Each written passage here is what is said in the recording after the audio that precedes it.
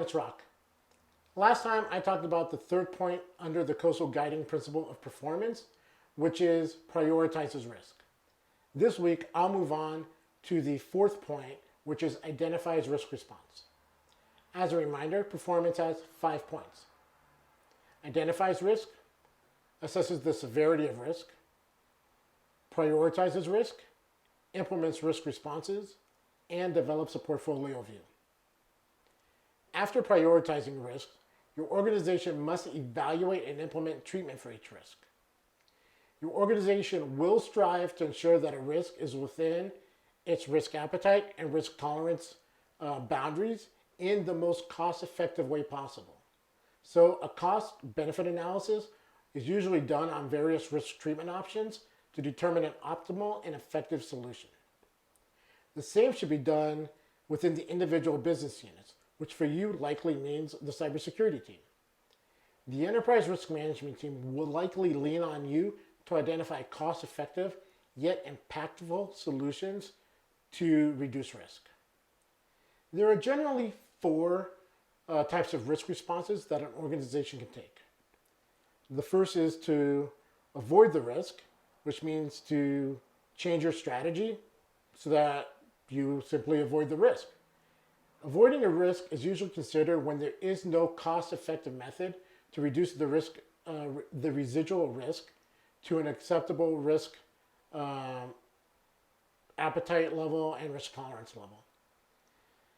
The second is to mitigate the risk, which is to say that you will apply a risk treatment option to reduce the residual risk so that it is within acceptable risk appetite and risk tolerance levels.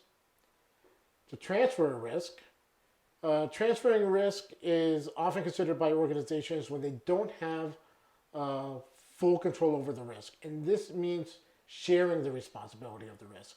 So think about when an organization may invest in a software as a service solution or invest in cyber insurance.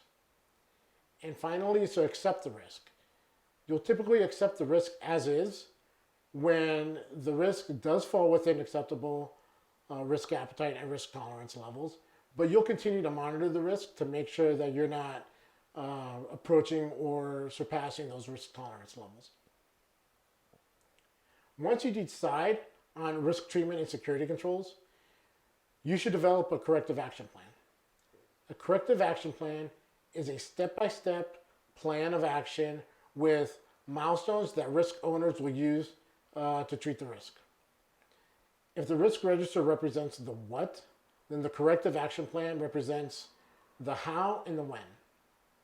The development and use of corrective action plans should be part of your organization's risk management strategy and standardized across the entire organization. But this requires buy-in, as it will inevitably generate work for other teams. Get this buy-in by identifying how work is surfaced within your organization. So for example, if the only project that gets any attention within your organization is one that gets talked about in a weekly scrum meeting, then make sure that your work is talked about there. Next time, we'll talk about developing a portfolio view. As always, I love your comments. Please keep them coming. And if you want to have a direct conversation, please let me know and we'll set something up. Thank you so much and have a great week.